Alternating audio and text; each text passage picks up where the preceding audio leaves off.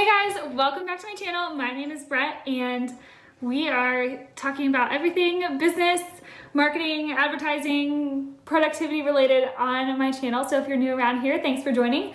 Again, my name is Brett. I am a business strategist, a marketing consultant, lover of entrepreneurship in general, and I created this channel to share a little bit about all those topics with you. So hopefully to help you grow your business. And today we are talking about how to launch a product or a service to an existing audience. So it's the first part of the year, and this is a great time to start to think about what you want to introduce to your business this year. So if growth is part of your strategy, how are you going to do that? And obviously there are a few ways. We'll talk about growth in a different video, but you can just increase the number of sales. You can increase your product line, you can increase your prices. So if you're thinking about growth in 2019, this is a great place to start. And that is with thinking about launching a new product or offering to your existing audience. Now, you might be saying, Brett, how is this any different than launching my business in the first place? Like I did that just fine. Well, it's a little different. The great news is that it's easier, but there are some things to keep in mind. If you are launching a new product to an existing audience or a new service, I'm going to say product a lot, but I really mean service. For me, I only offer services, so I just use them interchangeably. But the good news is that it's a little bit easier. The bad news is you have something at risk, right? So if you do it wrong, you could risk alienating your existing customers. You could risk alienating your followers, your fans, and your audience. So we want to do it right. And the first step to launching a product to an existing audience is to listen to your audience. And I did a whole video about this, so I'll link it in the comments below. So if you haven't watched that, you should definitely watch it because it talks about how to know when your audience is ready for you to sell to them. How do you know when they're primed to buy? And the only way to know is to listen to them. And this is also a great tool to crowdsource ideas from, if you're sitting here and you're like, okay, I know I want to grow my business, I want to grow my revenue. I'm already working so hard. I don't see how I can just increase the volume of sales. How do I do that? I need to start to introduce another product or service. What's the best thing to do? Go to your audience, listen to them. In most cases, I won't repeat the whole video, but in most cases, they're telling you in their comments on your Instagram, in the, things that they're clicking on in your emails, like they're telling you what they're most interested in, and you can play off of that. So step one to launching a new product is to listen to your existing audience to help you determine what it is that you're going to launch. The second thing that I want you to do if you're going to launch a product to an existing audience is to test it. This is where we go back to some of the risk when you're launching your business and you don't have a huge audience. There's no risk, right? Because you can launch, but it's kind of the tree falls in the forest and no one hears it kind of thing. If you launch and you don't have an audience, if your product sucks or your service sucks, you're not in such bad shape. If you launch a shitty product or service to an existing audience that already trusts, likes, and knows you, obviously the risk is much higher. So the second step is to test that. Now, I like to use this as both, me, I always try to tie some type of marketing or promotional aspect into everything. So use the test as a way to re-engage. You can do one of two things. Use the test as a way to re-engage clients or customers that maybe haven't bought from you in a while, or haven't been engaging with your social channels or your email. Like, use this as a way to re-engage and reach out and say, hey, I have this new product. Can I send you one for free to test it? Or use this as a way to reward your best customers. So you can go kind of either way, do both, but find a way to involve your customers, involve your audience in testing the idea for the new product. So in this initial test, and you'll see there are multiple levels of this, but in this initial test, what you're looking for are just functionality. Like, is this something that's valuable and relevant to my audience? I've been saying the words valuable and relevant so much lately because I'm talking about, last month we talked about advertising and email marketing and how to make sure that you are valuable and relevant to your audience. And it applies here in launching a new product as well. So send out a test. Now, if you're let's say your product isn't ready. Let's say you have this idea for a product, but you want to test it first before you invest in actually creating the product or ordering the product or developing the service. You can test the idea as well. Pull together a focus group and say, hey, you guys are my best clients, my best, my best customers. Tell me what you think about this idea and get their real feedback. Which leads me to step 3, which is listen again. So we already listened once when we found out that our audience was ready for us to sell to them, and it kind of informed our decisions in terms of which product or service to offer. But after your initial test, I want you to listen again, because they're going to tell you what they like and don't like about it. And if you're smart, you will listen to them. And it's so hard, I know, as an entrepreneur to not say, maybe it's not just entrepreneurs, maybe it's just me, to say, no, I'm smarter, like I know what I'm doing. If you don't like it, that's your problem. Not that I would ever have that attitude. But this is where you really need to listen to your audience, because if they're bringing up issues or if they're bringing up questions, concerns, chances are your broader audience is going to as well. So when you're in that test, listen again, tweak your product or service, tweak the offering. Then you're going to go into step 4, which I call beta launch.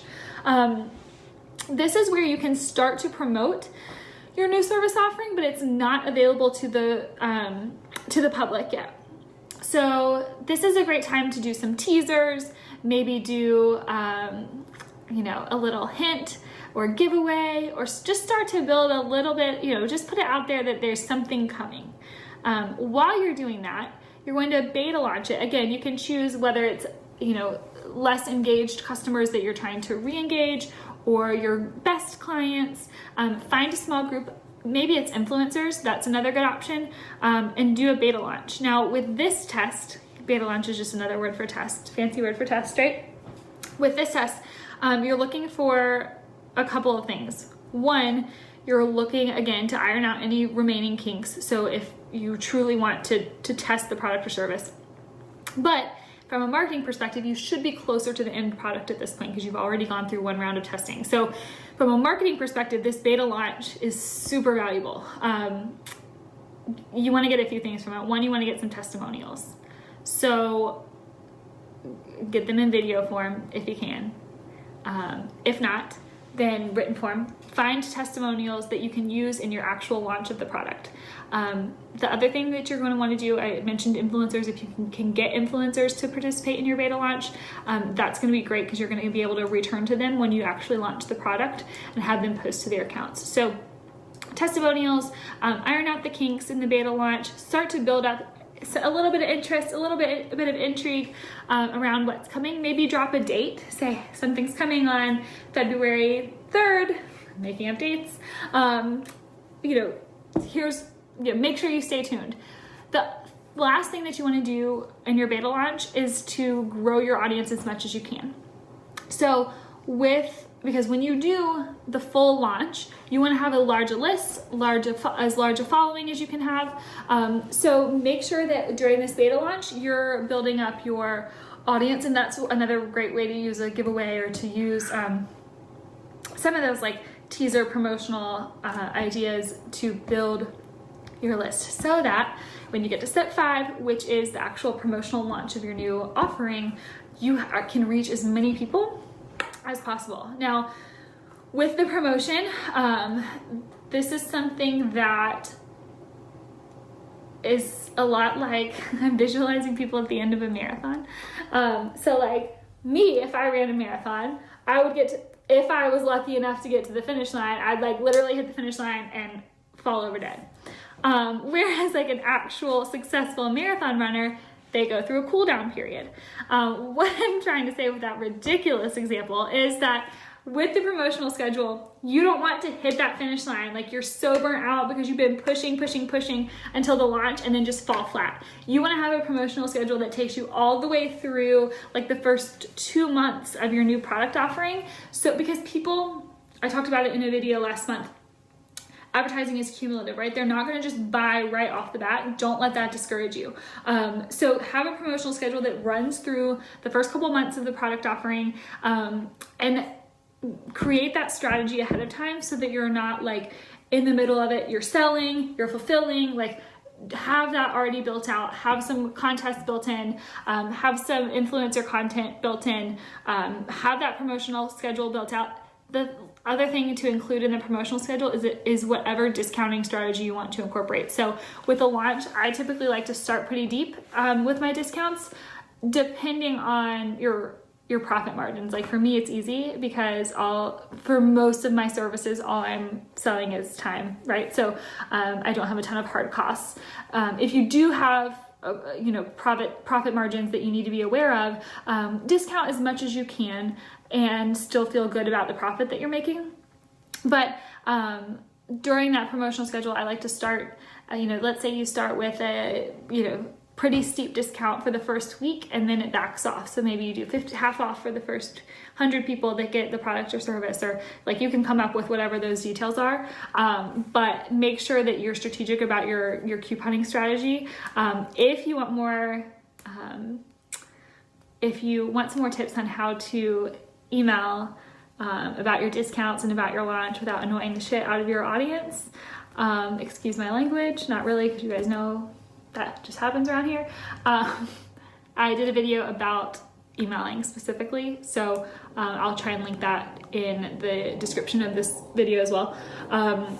So all that to say, use a discounting strategy. I try to encourage my clients to be as aggressive as possible, because with the launch, as with any launch, the most excited people are going to be about it is when it launches. So you have to capitalize on that excitement, capitalize on the momentum that you've built up throughout the beta test and the pre-launch activities, and use your audience to your advantage. The last thing I'll say in launching a product or service to an existing audience, if sales aren't looking like you want them to, an alternative, and this could be the case, like let's say, here's a perfect example. I worked with a client who sold baby products, and the products that they created were for infants from like 3 months to 9 months. So that's pretty tough because their existing audience, like they literally grow out of their products pretty quickly. So it doesn't make sense to relaunch a new design or relaunch a new product if their current customers, their baby's already too big. So they have done some campaigns where we launch a new product, and the goal is to have our existing audience either refer the products, like pass along a coupon code, or buy them as gifts. So if you're in that situation where you're like, oh, it doesn't really make sense for me to resell to my existing audience, that's an alternative that you can consider if you, if it fits for your business, to potentially use it as a referral opportunity or as a way to have them purchase it for someone else. So any questions, as usual, if you want to talk more about how to launch to your existing audience, the good news is that if you have an audience, it makes it 10 times easier to launch. The key is to just do it correctly. And I think that for me, the most important I made it through this whole video without screwing up a word. The most important part of launching to your existing audience is to listen, because if you don't, you run the risk of alienating them, which would be such a shame because you've worked so hard to build up your audience. So again, if you have any questions, want to talk more about it, leave me a comment. If you enjoyed the video, I would love it if you would like it, and subscribe to my channel if you're interested in more videos about how to grow your business. Marketing, advertising, productivity, business strategy, all kinds of good stuff going on over here. So make sure to subscribe if that is up your alley. Otherwise, I will see you.